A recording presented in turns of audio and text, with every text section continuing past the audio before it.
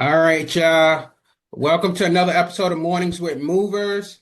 We decided to switch it up today. Instead of going on YouTube Live, we decided to just, make it live in general. So, we can get more comments, get feedback from people, and, really turn up today. Um, Obviously, you all know me, Dwyght Mack, Max Moving Training, also the owner of Moving Force. And we have Ryan Marsh from Super Move and the Sub, and anything else, Ryan, you doing? No, man, I'm pumped. Where you said we're live, like Yeah, so Facebook official. exactly. So what have you been up to, good sir? Man, just kind of winding down event season, we'll say, kind of that first half, pre-peak season there. So, been super blessed to be going around representing Super Move at a whole bunch of amazing events. Just got back from the Arizona Moving Association a few days ago, which was a great time, man. The weather was 100 degrees out there, which was absolutely amazing. And then we had the last New York Mover meetup in Brooklyn, which was on the 15th, Tuesday. So, Just recently. yep, yeah, drove down there for that one. It was cool. It was a little bit smaller than kind of the normal, but we had a couple customers there, and then a couple people I haven't seen in quite a while. So it was cool to get surrounded with them again and have some laughs, and they had some good pizza there too. Yeah. No, Bill has been doing his thing with the food. Can't, gotta give him his praises there. So no, I would actually be like, how many people you think was in attendance for that one? Because I know it was downstate. Yeah, I mean, obviously hyper local, right in Brooklyn, right on like a pier. I don't know, it was beautiful. You had the Statue of Liberty, like you just look out the window and it was right there, and then you saw some of the skyline there. So it was a nice job. There was probably, I don't know, maybe 20 folks, 21 folks total, I would Okay. say. Okay. Well, it was bigger than the little meet and greets, but it probably was a No, good amount I of think vendors. they're on to something with these little hyper local pieces. I just think what we need to do as partners with the New York Association is, kind of market that a little bit. Reach out to our customers and our potential future customers in the whatever particular pocket that it's in, and also invite them to go there, right? So just sending an email is not getting it's not going to get it done, as you know. Send an email to a bunch of folks, hey, attend, but I think we can do better jobs as partners, aka vendors, with not just this association, but with many others. That anytime there's events, really helping those guys market that, especially if we're going to be there. Like, right, it's in our best interest to have more movers there than not. Yeah, we all have access to that major list. So it's kind of like if they see it three, four times coming from different people, it's like, Yeah, oh, and well, that that's could be. that's even something where I know I did it on a couple of them. I think it was the Rochester one. I literally got on the phone and made like 15 calls, and it was funny because that's really the one that I truly put a ton of effort into. That was probably the busiest wireless one that they had. But we all kind of did that. But it was early on too, right? It was right before all the crazy travel started, and I wasn't on the road every single day of the week or two times a week or what have you. So no. Um, but what's going on with you, man? How are things? Uh, where do I start? Uh, Maybe I'm gonna peel that question back. yeah, right. But no, obviously, the only thing I can say is, you got to take one day at a time. Um, it's like any hurdle that you have when you're growing a business that, you're going to run into some pitfalls at times where, you don't expect things to happen and it happens. And then you just got to pick yourself up, dust your boots off and keep it going. Um, but as busy season is getting there, and I'm not even in the moving industry, I'm kind of getting nervous because I'm just like, geez, hopefully people are going to be able to have the summer that they're expecting to have this year. I haven't really heard too much complaining out there, so I'm hoping that everything is going well with people. But, obviously, like I say every year, people just need to dial in, get their numbers in order, make sure that their rates are right going into the summer months, because you only have, starting in May, you only have 120 days to get it all, get what you can. So make sure you guys are dialed in. Don't just be sleeping on this time thinking everything is going to flow smoothly. Also, I was gonna ask you, like, what from your ears, word on the street, what are you hearing? about this upcoming peak. Man, I'm hearing a lot of optimism, a lot of excitement, a lot of kind of that pre-COVID norms coming back. Feels like Mhm. everyone I'm chatting with is really pumped up and excited. They've had good Februarys, they've had pretty good Marches. Need a last minute fill in or facing an unexpected injury among your moving staff? No worries, Moving Force has you covered. Our app instantly connects you with trusted, professional movers who are ready to step in and handle urgent jobs whenever you need them. With our reliable network of vetted experts, you'll never be left shorthanded. What are you waiting for? Download the app now and sign up for free now. Your stress-free move is just a tap away.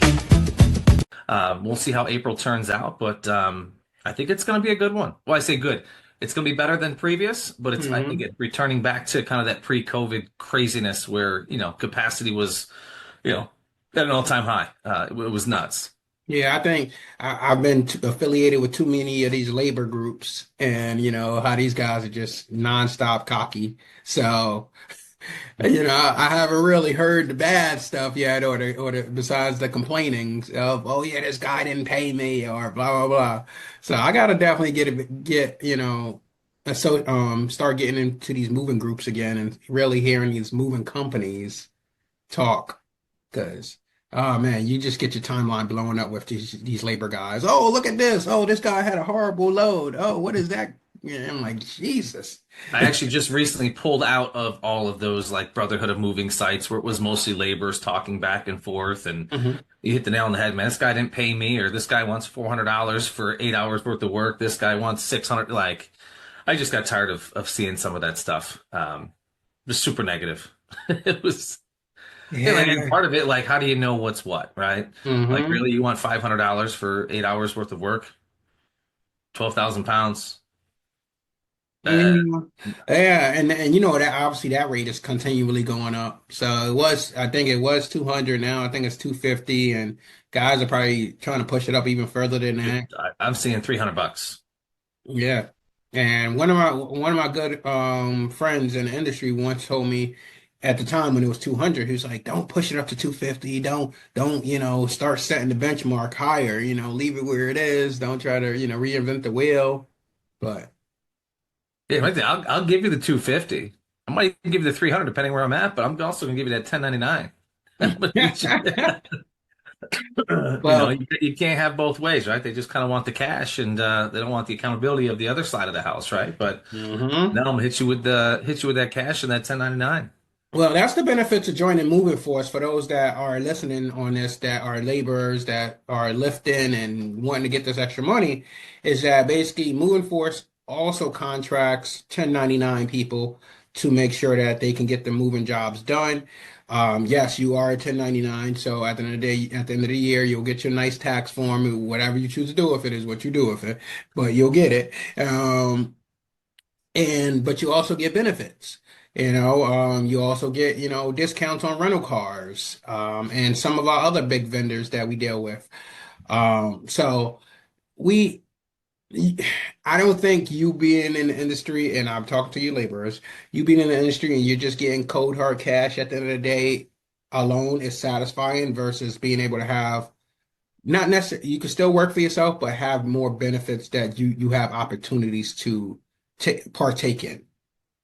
So that's kind of one of the pluses about being a part of a moving force organization is that you have that option as well as you have an influx of opportunities as more and more work comes in. Get But, that. Teed you right up with that. huh? I teed you right up with that. Wasn't even on purpose. Yeah, so but yeah, other than that, it's just like, yeah, we just been rolling with the punches and trying to bring in as many connections as we could bring in. Last month was a really, really big month for intake. I think we end up easily over 500 people. Wow.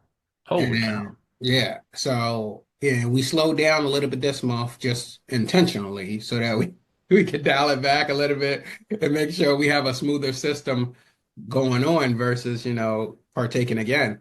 But we have so much sparked interest out there. It's phenomenal. So Yeah, now man. now go ahead. I heard some of your comments kind of listed on some of your conversations when we were together up in New York for the two events and listening to chat with some of those movers and the excitement about what you're doing and, kind of the ease of use of not only the platform that you've created, but how easy it is to find incredible labor for their jobs.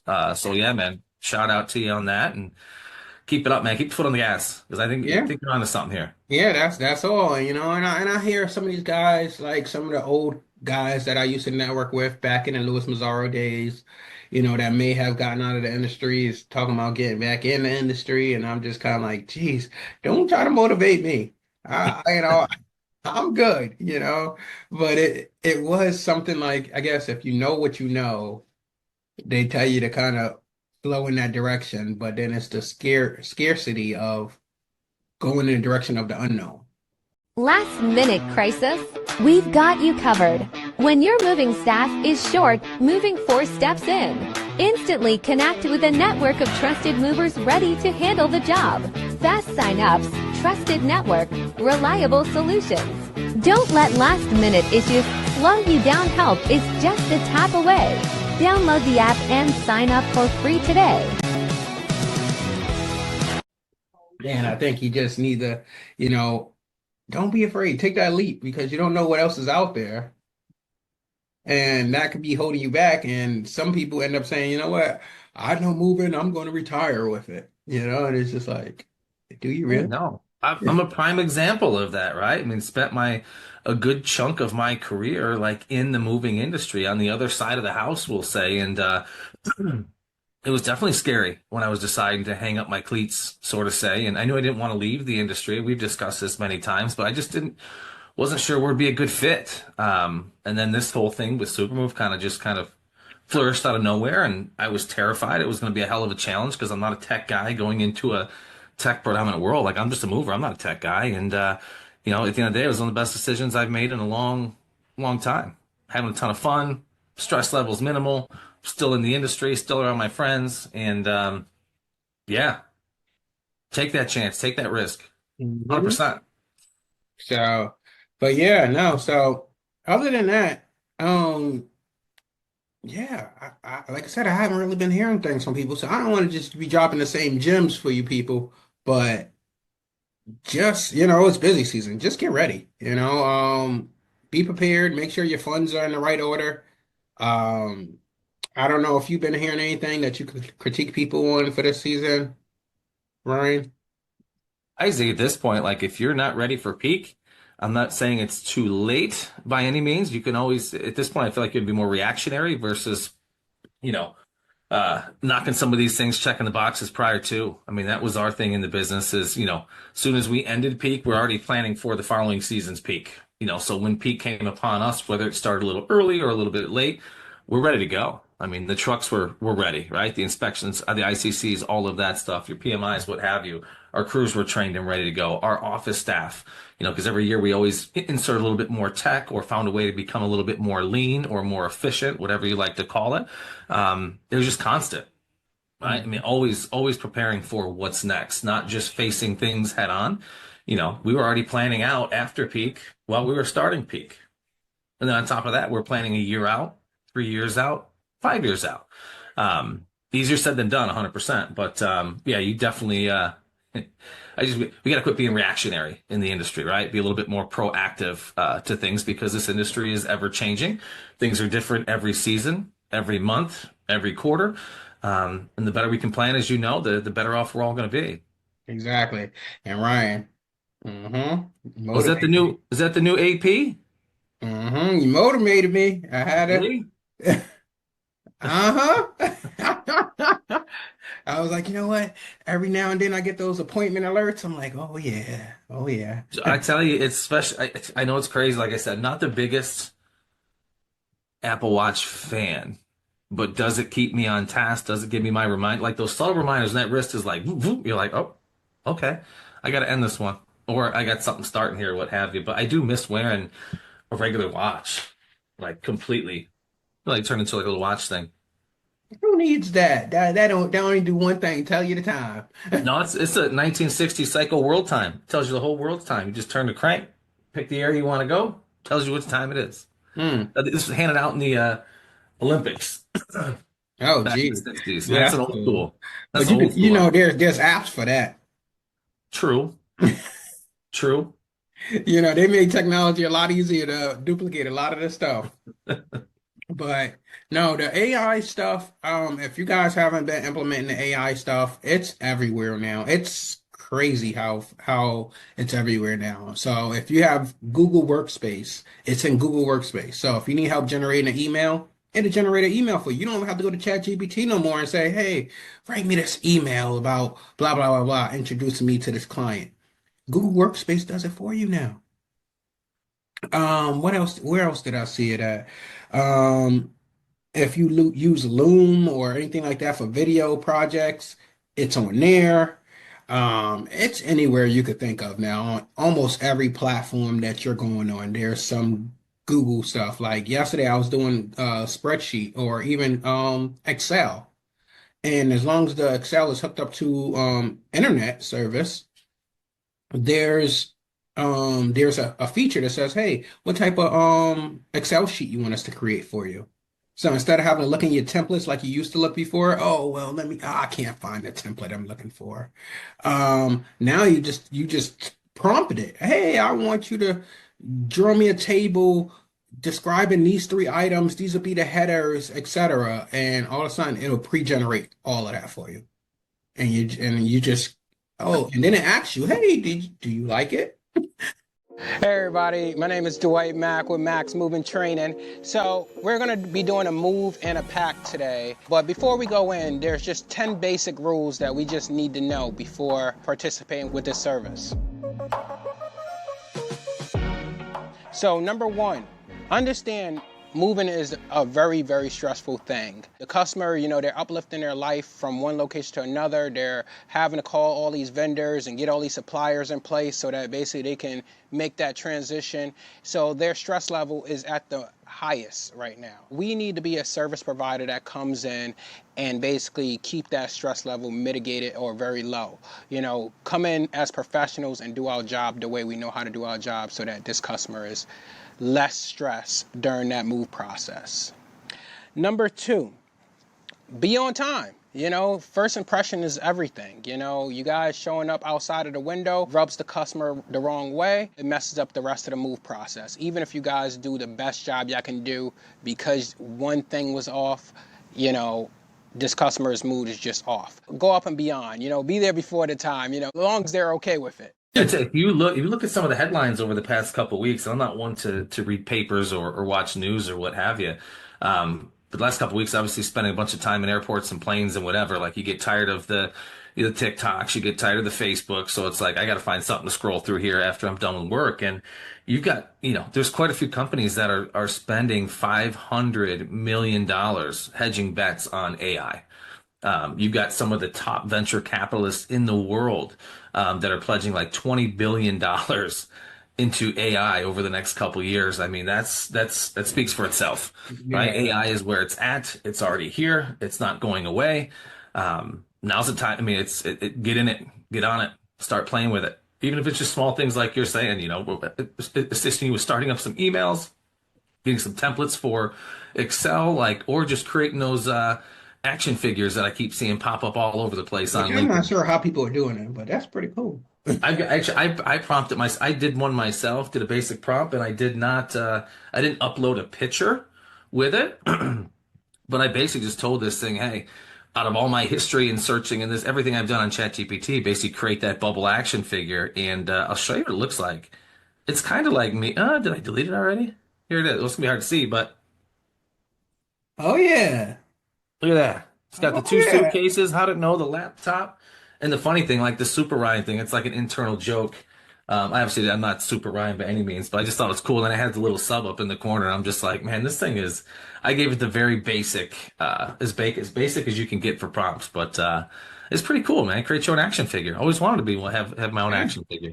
Now, was it you said ChatGPT was the place to do that? Yeah, yeah. It was just a basic. Now, if you upload like a selfie and then do that, like your Oh, you gotta features. have that paid version of ChatGPT.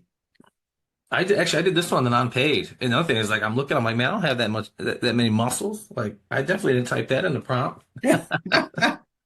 No, that's awesome. I'll try it out, you know. It never hurts to have a nice action figure. I think that's the thing. If the for the ones that are a little bit scared to dabble in the AI piece, start off with some of the fun stuff like that, right? Because it's not going to mess with the business or whatever. Just go in there and have it create an image for you. You Yeah. know, give it a couple things. You know, put this in there, put that, add this, do this, take away this, highlight this, and just click and watch what this thing does. Like it is so fun to dabble with.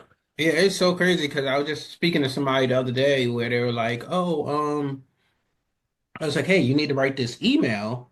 And, obviously it's a very important email. So write this email and, send it to whoever you need to send it to. And I was like, but if you have issues writing an email, go on ChatGPT. Their response was, what's ChatGPT? And I was just like, and they're young, they're super young. So I'm just like, for you to be young, I can understand if you was an older person and you're like, oh yeah, technology. But if you're super young, are you underneath a rock or something? Like at this point, this is so big that everybody should know just the basic part of it. Yeah, I'd say another thing. I've been using it this way, and tell me if you think I'm doing it wrong, or I guess there's no wrong way to leverage it, right? Maybe there is, but everybody's always when you go to search for something, Dwight, where do you typically go? You probably go to Google, right? Yeah. Hey, looking for the best restaurants in Austin, Texas. And what typically pops up? You get all your Google ads, you get all those paid things first, right? So you're kind of flipping, scrolling, whatever. And sometimes those restaurants are not even actually in Austin. They're in the out, they're in Texas, or there's chains, they're in New York, they're in LA, or what have you. I've been starting to do some just basic searches for some of the daily things that I'm looking for, whether it be an event place, place to house a breakfast or dinner, and just punching those search prompts into ChatGPT. And obviously adding a little bit more color to that as well. And it's actually not only giving me like I've been looking for this breakfast joint to host a breakfast. Not only did it find me the best joint that's going to hold up to 25 to 30 people with the private room, but also has the AV setup. Oh, by the way, here's images. Click here. Like it was done in seconds. And Hmm. it gave me the best three options based on what I was looking for. Number three, make sure your team is in uniform, they're groomed, their hygiene is checked, because that's the worst thing you could do, especially going in a house. Customer can smell your guy from a mile away, and now, again, their mood is just thrown off. So make sure that you guys are in uniform, you're tight, you have uniform shirts, it doesn't look like, you have a laborer that's, hired from off the street. Presentation is everything that goes towards your first impression. Number four, introduce both you and your partner when greeting a customer. Don't just go to the door by yourself, while your driver is unloading the truck, and introduce yourself. Actually have both of you there. Introduce yourself first, then introduce your partner second, and then, allow them to welcome you into their home.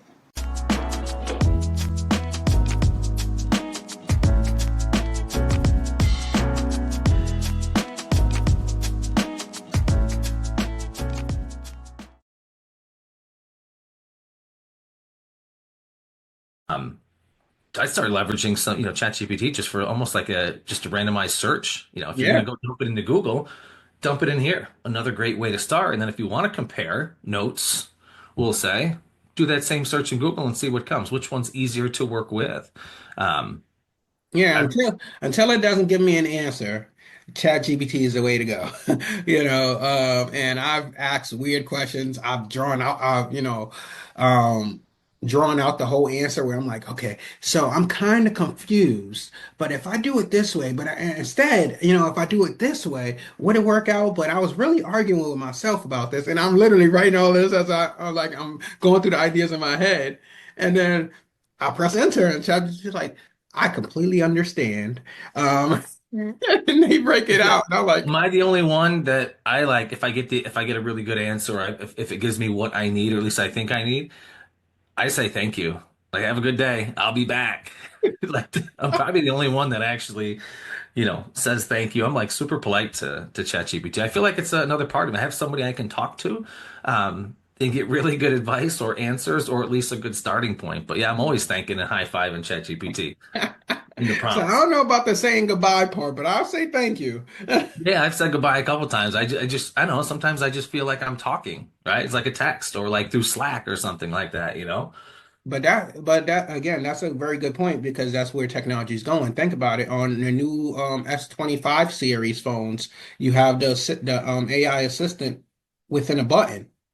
Now you're able to, with the update, if you don't have a S25 series, with the update for the S24s and down, you can literally see a picture on your phone, hold the side button, and basically be able to circle whatever is the identifier in the image that you don't, let's say it was a hat or whatever the case is.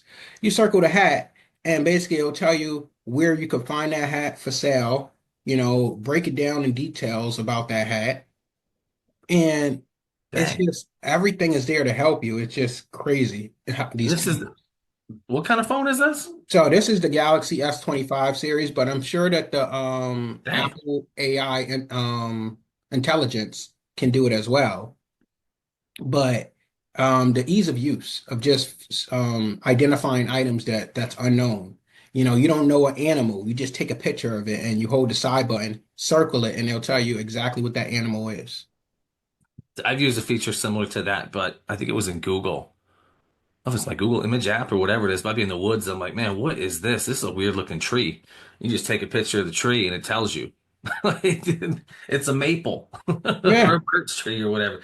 Yeah, Well, it's it'll be good for those people that managed to get bit by a spider, out in the wilderness, and now they have to go back to the States, and they're like, what did you get bit by? I don't know. It was yellow and greenish, and now they got the picture, and it tells them right away, hey, it was a poisonous spider. well, I think by the time you get bit by a spider, you probably don't even know. So after that fact, if you're that sharp enough to take the picture of the spider biting you, I probably would have killed that damn thing. I don't like spiders, man, or snakes.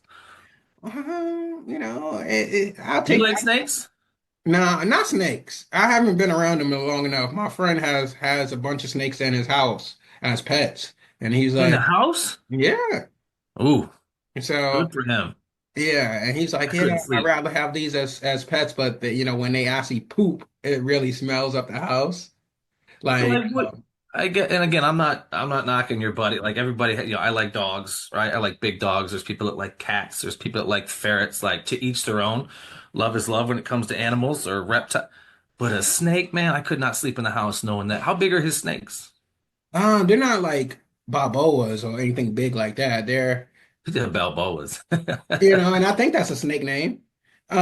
Like just make a Rocky Balboa. You talk like a boa constrictor? I don't know. I thought that was a snake name, but I'm gonna I chat think he had GPT one that. that's big, but it's not like big like the ones that you should see people walking in the street with. Like an And anaconda. but yeah, those. But they're pretty big. But he usually try to keep them in a tank. But yeah, I'm like, yeah, you can have that fun. No, then you go to the store and get like rats and put them in the tank and let them eat live stuff. Like Hmm. I couldn't watch that.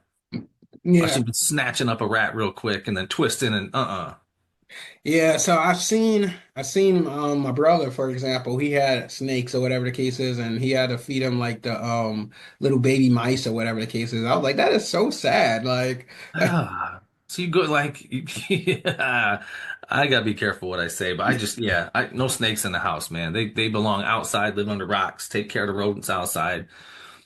but I No. thought about I thought about like a monkey or something like that. One of those chimpanzees or one of those smart monkeys that you could walk around and stuff like that because they're very, very Oh, if I get one to go ahead and hey, can you bring the trash out? Can you go ahead and fold my lawn? Like, yeah. No, I actually saw some of them at the San Diego Zoo 2 weeks ago. That's a whole other thing. I struggle with zoos and aquariums. oh Like, because they're locked up, right? ah, and again, there's two sides of the coin, man. Like, yes, they're doing incredible research. Yes, they're this or that. But at the end of the day, like I'm looking at these elephants and these, I don't know if it was a cheetah or whatever. Like, they're just in a cage, right? Yeah, they get 3 square meals. They have their cot. Like, I just feel like it's animal prison, man. Hmm. But I know then, they get taken care of, but it's like birds were in a big old cage that had a like the birds struggle to fly in there. They can't get the height they like to be at. Like they just swoop up and swoop down real quick. I'm like, man, that bird can't even fully spread his wings You trying to and make do this his a you thing. trying to make this a sad episode. That was kind of that's definitely I depressing. just, shout out to my colleague Kevin who like loves zoos, and also shout out to my colleague Dan who's like the aquarium man is what I'm gonna start calling him. Dude loves aquariums. But same thing, man. You see these fish like they're just in a tank doing circles. Mm. Like, don't you think they want to be in the ocean with their friends? Yeah, the alternative for getting eaten by a shark. But Nature of the beast, right? Like they're gonna die in that tank anyway. yeah, yeah. Yeah, I either don't way know, it's man. sad. I don't know. You're talking about zoos and So let's talk about this skydiving trip in the summer we supposed to be taking. let's book it. Nah, see, you too adventurous. I like the people that just tell me no, so I'm like, come on. No, it's something I've always wanted to do, but at the same time, it's like, why would I jump out of a perfectly good flying plane and take that risk? Right? Part of me, with as much as I'm flying at this point, I wish I had a parachute in my backpack. I think about The that way every that time I go on a airlines and flight. helicopter, all these things going down and end up on their roofs, Hmm. on the tarmac, like, ooh, So it's I still think about that. safest. I think about that every time I go on a flight. I'm like, dang, I wish. What if I had a parachute? This is a nice flight, but anything could happen. If I have a parachute, then I'm all right. I know the pilot's got a parachute. Um, The problem is jumping out of that door at 542 miles an hour, like you're gonna smack off the tail of the plane and end up dying anyway. Like there's no yeah. ejection button to go up. Like parachute ain't gonna do you no damn good when you're plummeting 700 miles an hour into the ocean or something. Like Unless you go out the back door. Don't go in front of the propellers. Go out the back door. yeah, I'm gonna need to get out that back door where they got all the yeah. Worst case scenario, you get a cart that pushes you out when once the door opens. No, I've had good luck. I had a couple little scary flights over the past couple years, but nothing too crazy. Usually anything in a big mountain range or taking off with got a little bit of weather or something like that. But I Yeah. just get nervous, man, when leaving the Northeast, man, when the plane's covered in ice and snow and they're de-icing. It's like, man, you sure that guy in that bucket that's spraying the plane with that green gunky stuff, like, is he getting every spot he needs to get, or is he up there just punching the clock, right? Is he like, that's the only fear I have is like, man, did he hit all the components so they ain't gonna freeze up as we're taking off? You worried about that component. I was worried about I got on a plane from Charlotte to Florence and South Damn. Carolina, and they put you on a smaller plane Oh that no. has the swinging propellers. Oh, little prop buggies? No. I don't I Yeah, don't do I don't do those. and I'm right by the wing, so I'm just looking at that bad boy spin, and I'm just like, is that all we're going off of? Yeah, no, I remember we used to like when I used to fly out of Elmira a lot, it was Elmira to Philly. It had those little two turbo prop things and they were just loud and I always sat on the wing, you just see these and I'm like, man, what if but my mind goes crazy. Like, what if that prop comes off and shoots right through the plane? Like it's gonna cut me in half because I am right. I think of that weird stuff, man. But I watched the movie Final Destination, so it creeps oh me yeah, yeah, out. that's a great. Well, the funny story with that is, on the one plane they're on, like the tray that comes down, how there's that little knob. The Hmm. last time I flew one of those turboprops, I don't know where the heck we're going with this on this episode, but I was in the back right of the plane. It was like seat 19D. It's a D or A, like it was like the very last seat. Maybe it was 20. And I just sat back. We get up in the air, and I go ahead and turn to get that tray down and put my laptop up. It was only a 50-minute flight. That little thing broke off, and the tray fell down Mm. just like Final Destination. I remember I was freaking out. I'm like, oh man, this can't be. Like, this can't be. I can't go down here. Well, yeah, like Ryan said, I know we've been off tangent with all of this stuff, but sometimes you got these stories that you just gotta share. It's But end of conference season. I'm kind of brain dead at this point a little bit. So many conversations, so many amazing people. Um, I feel like my social skills are just going backwards at this point. yeah, and at the end of the day, you all know that as being a moving leader or wherever business you're in, it's common staples. The business flows the way the business flows. Don't try to reinvent the wheel. Like this has been built for you. Unless you start a business that's a pioneer style business, which at this point in our century, it's been thought of. But if you do manage to find something that's very, very unique, don't reinvent the wheel because the cards have been dealt, the cards have been played before. People have trialed and error something, and that's what the finished product look like. Sorry about that sunlight. It's making Yeah, me if that, feel like, you just toned out real quick. I'm like, dang. it's making me feel godly out here, and I'm like, oh no. But We don't get sunshine in the Northeast very much. I got the sun, but it's shooting this way. it snowed heavy yesterday. What? What's going on, Steven? So yeah, it snowed heavy yesterday. Which was super weird, but and depressing because it's April. So that's how I feel like we're still one snowstorm away before it starts getting nice out. I feel like there's something. We got a nice little dumping of snow coming. I hope not, but Yeah, yeah, and I'm it's supposed to be trying. all nice this week. I don't know about your area, but it was supposed to be like mid 50s to 60s this week. Yeah, 56 degrees today, sun. Not bad. We sound like weathermen now. So, but 45% relative humidity. But yeah, overall, you guys again, the staples has been put in place for you guys. The principles are there. If you're starting out a new company, don't join these labor groups. And none against your labor guys or anything like that. But hey, you guys have a lot of a lot of skills. And when these new moving companies join these wrong groups, sorry to say, they're advertising their services as a beginner, like, hey, I know we did a great job. This was my first job. I know we got a lot of building pieces to build, but then, because they joined the wrong community, and again, it's I'm not gonna say it's on the labor group, it's really on the community that they joined that put them in that spot to get the comments that they got. So look out for make sure you're joining the right community that's going to help uplift you because we want to see your accomplishments so that basically others can get motivated by it. Otherwise, if nobody was posting anything because they were scared to post, it wouldn't be Facebook.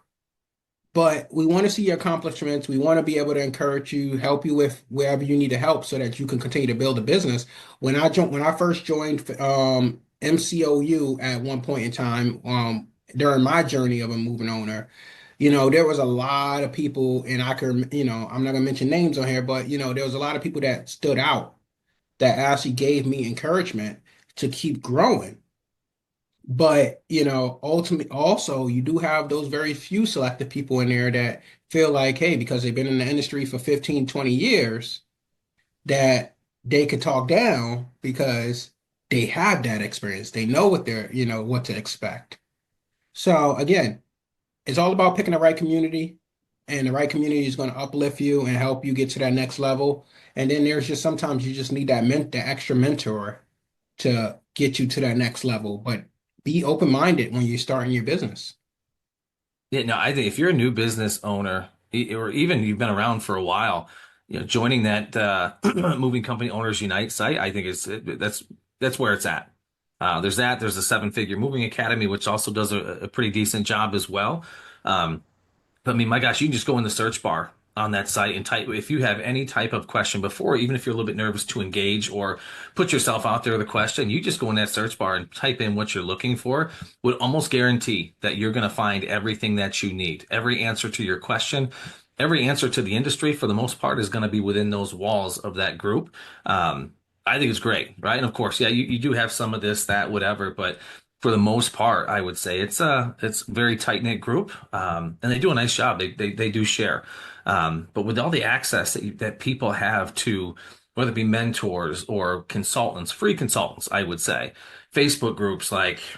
I don't know. It's never easy, right? Starting a business by any means, but all those answers that you're probably looking for, the same pains that you're going through that other folks have in their journey, all the answers and questions that you need are going to be right there. I can't recommend that group enough, at least from Yeah. my side of the house. Yeah. And honestly, ChatGPT has the answers that you need. Now, granted, you may not know the questions right now because you're new and we don't know what we don't know. So it's like, be very mindful of how deep the rabbit hole can go. But ChatGPT is there for you. Gemini, which is the AI feature that kicks in for Google now. I don't know if it does the same thing with Apple, but basically anytime you have a question and you just type it into the Google, hey, what can I do or how can I do this or whatever the case is, first thing that pops up is Gemini's response. And Gemini is going to answer your questions directly versus you having to search all these different links.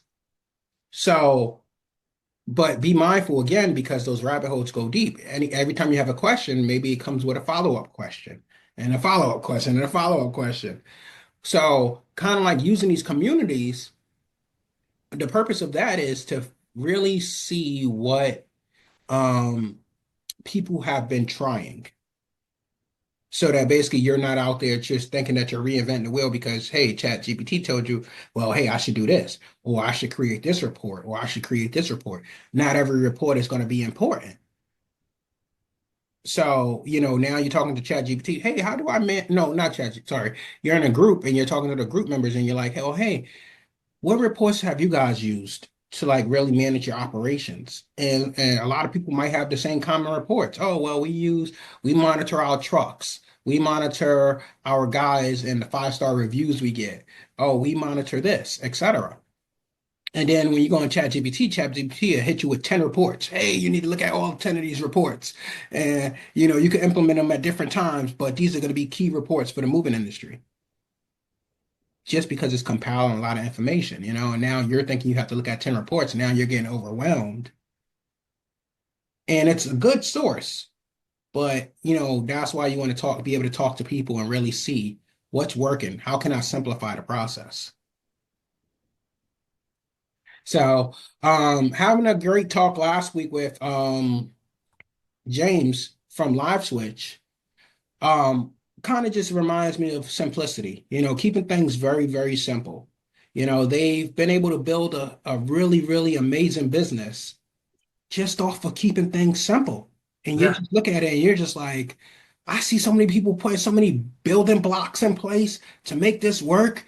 And, it looks good, but it looks like a lot of work. And then you see a company like Live Switch who's out there and it's like, hey, just do this. Yeah, punch in a cell phone number, hit send, the consumer clicks, you're connected. Like simplicity, absolutely. I feel like simplicity in the tech world is wins every time. And shout out to James and that entire team over there because it's been so cool to watch their journey over the past 2 years that I've known those guys. 2.5 years, they've just absolutely blown up, and not just here domestically, but internationally.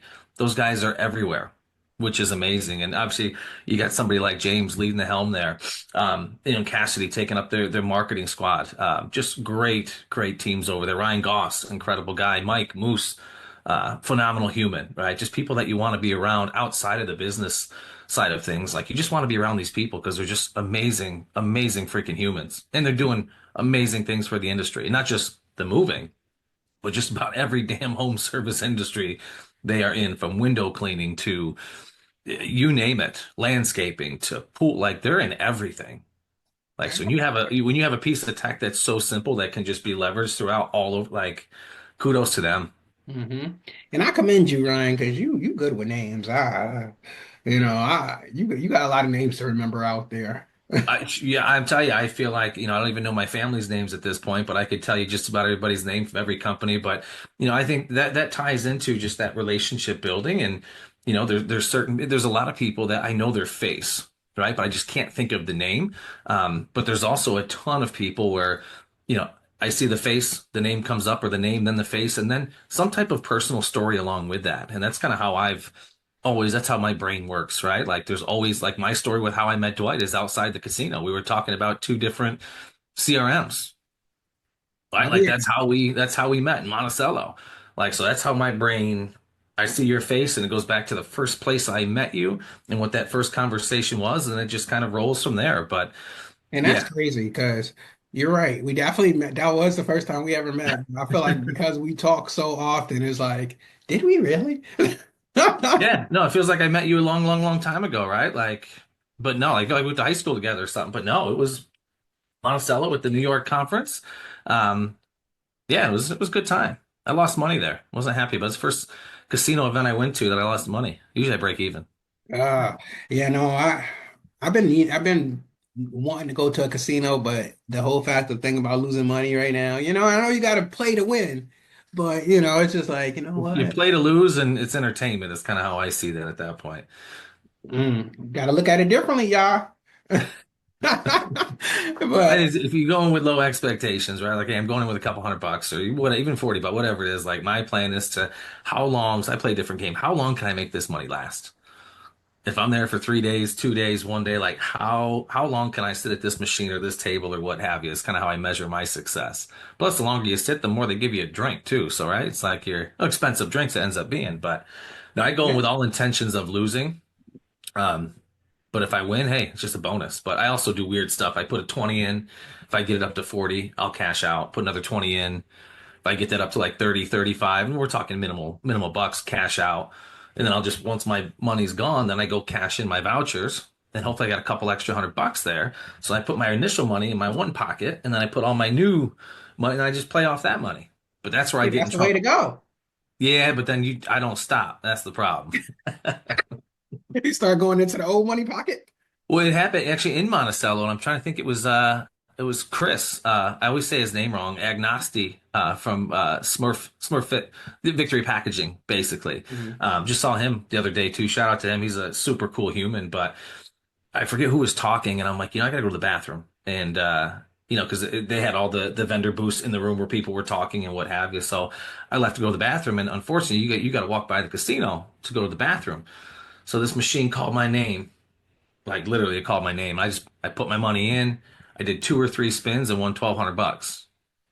Cashed out, boom, went in, showed Chris the ticket. I'm like, hey, look at that.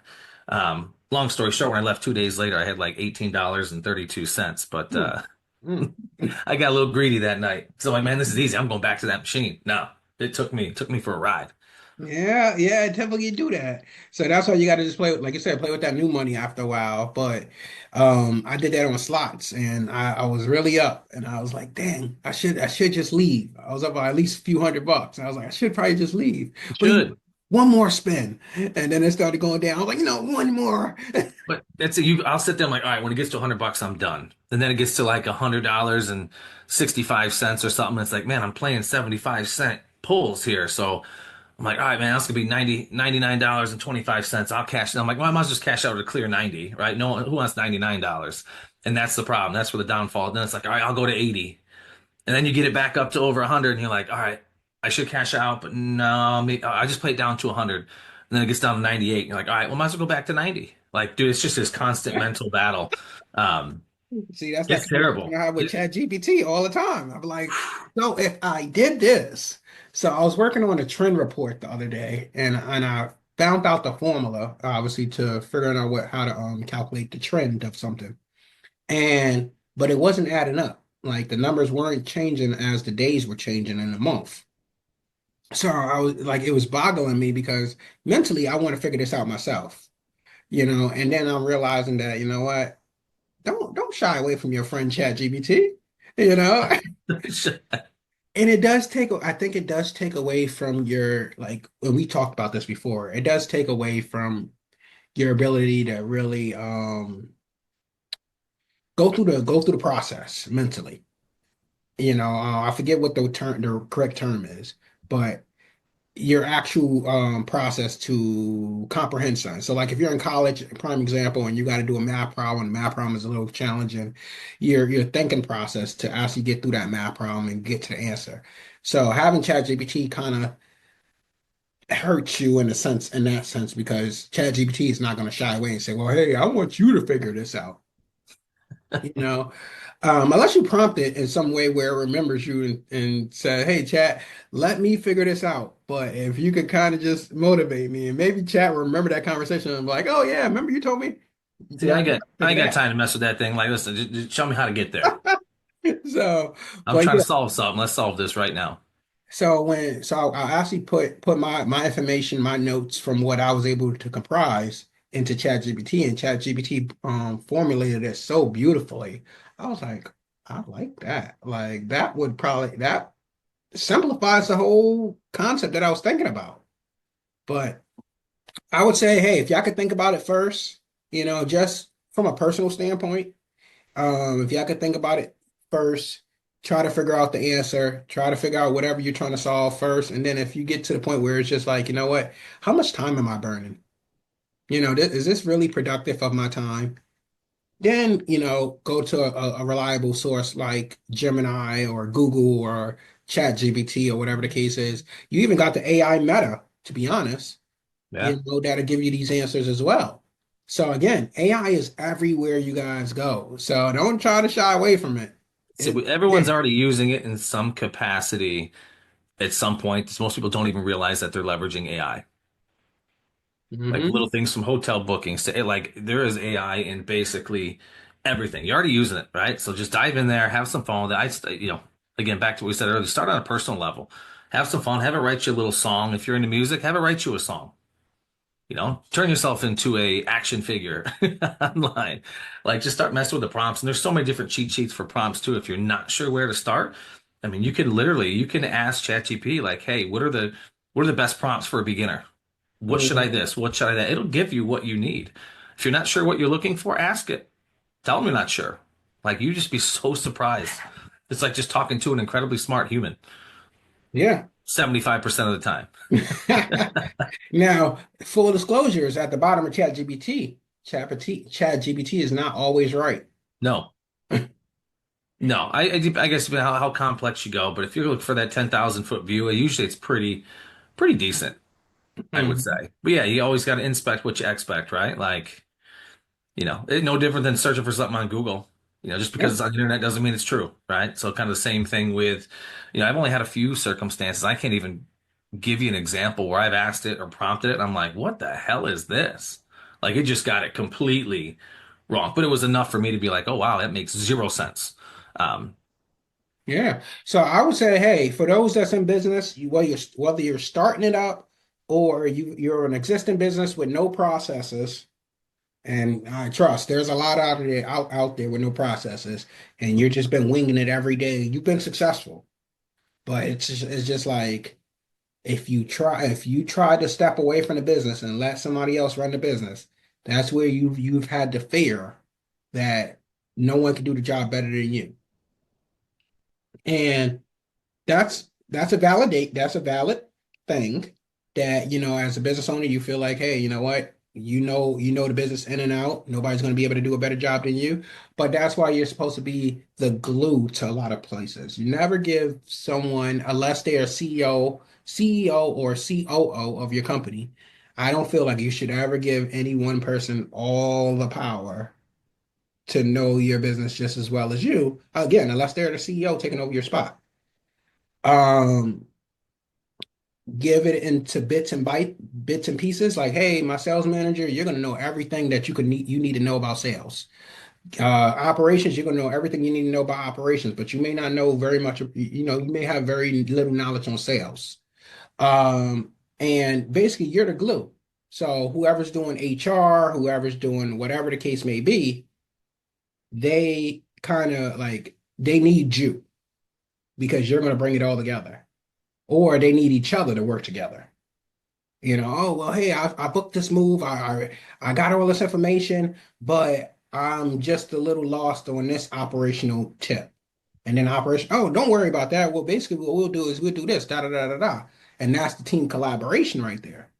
But if you got that one person in there that knows it all and just doesn't want to work with somebody because they feel like they know it all, yeah, I don't know. I know, Ryan, you got an opinion on that. So, Yeah, I think, well, there's many different ways, right? Depends on how you operate this, that, whatever. But I like the whole collaboration, right? Yes, I was in sales, but I also had a very good grip on operations. I also understood about the finance aspect. I think the more well-rounded you could be, so just a sales guy just constantly plugging up ops, is that the right thing to do? Yeah, who knows? But my thing is having that operational lens, having that sales lens, having the finance lens only helped my process become even tighter because I knew I was asking the right questions to the customer. I was guiding that. So when I did kind of do that handoff to the coordinator, aka operations or whatever you want to call it, however you operate, I was able to check a lot of the boxes. So we didn't have that back and forth swing. Um, so I just feel like the more I don't like to see companies operate in, I don't want to use the term like silos, I guess you would say, where, hey, sales just does sales. That's it. Boom. Operations just does operations and there's no visibility in between. I think visibility is key to success and growth and also booking profitable business. So at least for me and kind of the world I came from, the visibility, the transparency, the ability to swim in your lane, but then kind of look over and see what ops was doing. See what was going on in finance. Look over on the other side of the direction, see what was going on with our dispatch and see what was going on with our move coordinators was really, really critical to our success as a well-oiled, lean, and efficient moving machine. Yeah, no, that makes sense. But I think that comes from, and yes, Anthony, moving season is definitely here. So, but no, you're exactly right about that. But that comes from a personal growth, I feel like. People that want to go outside their position to learn more about the company. I wouldn't necessarily force it on them because, as business owners, how much we got in our head? How much are we going to put out there? Unless that person is a successor to your company, the ideas run so deep in your head to just confuse the next person is, is just like, hey, you know what? I created this process. It's about sales management. Take this in and really master this. And then if you feel like you've mastered it and your work is productive and you want to deviate over to, hey, how does operation handle a move or coordinate stuff or do this? Then you're more than welcome to do it on your own. But I wouldn't force that on you to like, oh, well, hey, you know what? Go through this whole 2 week training of operations and understand the operations, but then you already went through 3 weeks of sales management. It just, I think that's where, leveraging technology, right? So you might have to have 2 weeks worth of training on an ops side of really sitting next to your ops guy to see how he does things. If you're on pen and paper or using 6, 7 different systems, but you get a command center or a CRM system, like you've got that visibility. Mhm. You see that job that you just booked, you can see now what operations is doing with their piece of the puzzle. You see how it kind of goes down the line until the job gets executed and hopefully get that 5-star review and no claim. So I think it definitely makes it easier, almost like kind of a cross training piece. Like, yeah, if I had 10, 15 minutes in a day, you bet you're behind. I was going over to the dispatch side of things, the operational side, and I was kind of saying, okay, where are they placing this? Okay, making sure, just making sure things were how they were. But again, that's something I took ownership in and, very fortunate to have an owner that basically allowed us to run our individual businesses. Obviously still had processes, KPIs, metrics, all that stuff intact, but really kind of gave us the reins and he led from behind like, hey, you know this really well. Go do your thing. I'm here to basically help out with blind spots, objections, and things like that. So, I grew up under that leadership style where they led from behind rather than rule with the iron fist, as we'll say, and really gave us the autonomy to work within, in between the buoys, we'll say. I knew I knew if I had to give up a little bit, I knew I knew where I had to stay within that puzzle to give up a little bit to the customer or get a little bit more, or, I had the autonomy to do so, which, gets rid of that kind of micromanaging strategy that I don't think anybody likes. And our whole team had that across the board. Like everybody had the autonomy to make decisions that was best for the company and ultimately best for the customer as well. Now, I know Ryan makes a good valid point, and unless your company is at that level where you can sit in different departments throughout the day, where maybe you're not a field person. So bringing it back to moving, if you're a moving owner and you're like, hey, I got to go on a truck today, I got to go on a truck tomorrow, etc., then this isn't going to be, your type of role because you don't have time to be in the office. Now, sometimes that used to piss me off. I'll be honest, it used to piss me off. Like, why am I in the field? But everybody, people that's field eligible are in the office. Like if I went in the field and my operations manager was, in the office while I was in the field, I'm like, uh, That's on you. right? Like, That's 100%. Like I can't say enough about. I don't want to say fire yourself. If you're an owner and you're still on the trucks, I get when you first start, right? Like you're gonna have to be on that truck, right? Because you might only have yourself and 2 others. You might just have that one truck. But in my opinion, and I know people go against this all the time, but this is just me, shoot it out there. The faster you can basically fire yourself to get off those trucks, the more growth, the more opportunity you're more than likely going to have. Because if you're spending most of your time on that truck working in the day to day, how do you just don't have the time. You're putting in 12 to 15 hour days as it is, probably being on the truck. you're so beat getting off that truck. Are you really going home and spending all that time working till wee hours of the night, working on the business, working on your next day, your next week, your next quarter? Or are you just right back in the saddle on that truck again on day two and then day three? So my opinion, if I was to do it all over again, I probably wouldn't be on the truck at all. I would go ahead and get the team in there with me expected to grow the machine. I would fire, I'd keep myself off that truck unless I absolutely had no choice. But to be honest, I would get off the truck as fast as I could as Yeah, an owner. and it's gotten to the point where I might be the last man up, and again, a lot of people will disagree with this. I might be the last man up, and we don't have enough guys to go out there, and that extra one body could probably help or whatever the case is. But it's for you to say, hey, you know what? And again, people will disagree, but I've been able to say no. I'm not going out there. We're going to figure this out because I think once you go down that rabbit hole of anytime something goes down and you just go out there on a job, it's going to continue. And unless you put your foot down and just say, no, I need to do office stuff. I need to get all this stuff done so that basically so stuff like tomorrow, all the schedules are organized. The sales calls are answered today because if you're in the field and you got a small one truck operation, likelihood you're probably doing the sales too. So if you are doing the sales and you're on a truck and somebody calls you and like, hey, I want to book a move for 2 weeks from now, do you have availability? And you're like, well, hold on. Let me pull up my CRM on my phone. Oh, yeah, we got availability. Oh, how much quality are you going to give that call? Because you're on somebody else's move, somebody else's time. You're probably going to just be like, hey, um, we charge a minimum of 2 hours at a rate of 150. And yes, we have availability on the 24th. Okay.